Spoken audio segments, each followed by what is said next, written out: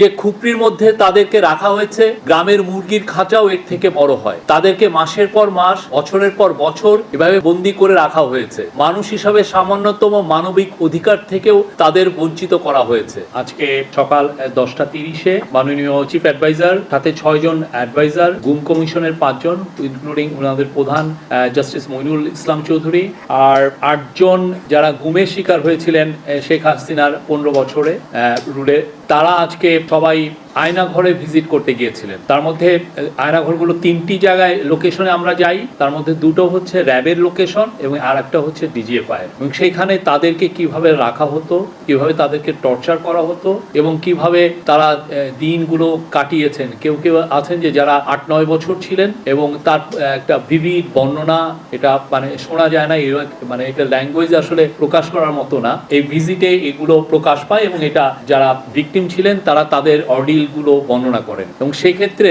Professor Yunus প্রত্যেকটা স্পটে গিয়েছেন, প্রত্যেকটা আয়নাঘর, যেই লোকেশনে যতগুলো আয়নাঘর ছিল প্রত্যেকটা স্পটে ঘুরে ঘুরে দেখেছেন এবং এই প্রত্যেকটা স্পটেই যারা যারা ওই স্পটের যাদেরকে রাখা হয়েছিল তারা তাদের ঘটনাগুলো, তাদেরকে কিভাবে আনা হলো, কিভাবে তাদেরকে টর্চার করা হলো, কিভাবে তারা দিন কাটালেন। এবং তারা আসলে কেউ কেউ তো আছেন যেমন আব্দুল্লাহ আজমি, আরমান, ব্যারিস্টার আরমান, তারা 8-9 বছর ধরে ছিলেন। যা দেখেছি তা বর্ণনা করার মতো না, এটা অবর্ণনীয়। বর্ণনা যদি করতে হয় তাহলে বলতে হয় এটা বিভৎস দৃশ্য।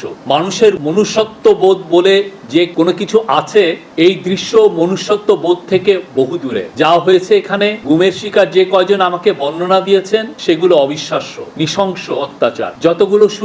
যতটাই শুনি অবিশ্বাস্য লাগে। বিনা দোষে তাদেরকে তুলে এনে টর্চার করা হয়েছে। এটাই কি আমাদের সমাজ? এই সমাজ কি আমরা গড়লাম? তিনি বলেছেন গত সরকার সর্বক্ষেত্রে আইয়ামে জাহেলিয়া প্রতিষ্ঠা করে গেছে। এই আয়নাঘর হলো তার একটা নমুনা। যে আবার আমি কোট আনকোট, উনি যেটা বলছেন যে খুপরির মধ্যে তাদেরকে রাখা হয়েছে, গ্রামের মুরগির খাঁচাও এর থেকে বড় হয়। তাদেরকে মাসের পর মাস, বছরের পর বছর এভাবে বন্দী করে রাখা হয়েছে। মানুষ হিসাবে সামান্যতম মানবিক অধিকার থেকেও তাদের বঞ্চিত করা হয়েছে। তিনি বলেছেন এটা আমাদের সবার অপরাধ যে এটা আমরা হতে দিয়েছি। যারা করেছে তারা আমাদেরই সন্তান, ভাই, আত্মীয়। এই সমাজকে নিপীড়নের এই চূড়ান্ত রূপ থেকে বের করে না আনতে পারলে এই সমাজ টিকে থাকবে না। প্রধান উপদেষ্টা কমিশনকে বিশেষভাবে ধন্যবাদ জানিয়েছেন। উনি বলেছেন যে তারা কোদাল হাতে দেয়াল ভেঙে এইসব টর্চার সেল আবিষ্কার করেছে। গুম কমিশনের রিপোর্ট জাতির জন্য একটা বড় ডকুমেন্ট। এটা অবশ্য পাঠ্য হিসাবে সবাইকে পড়তে হবে। যারা এর সঙ্গে জড়িত অবশ্যই তাদের বিচার করতে হবে, তা না হলে আমরা নিষ্কৃতি পাবো না। আপনারা জানেন কিছুদিন আগে একটা রিপোর্ট হয়েছিল যে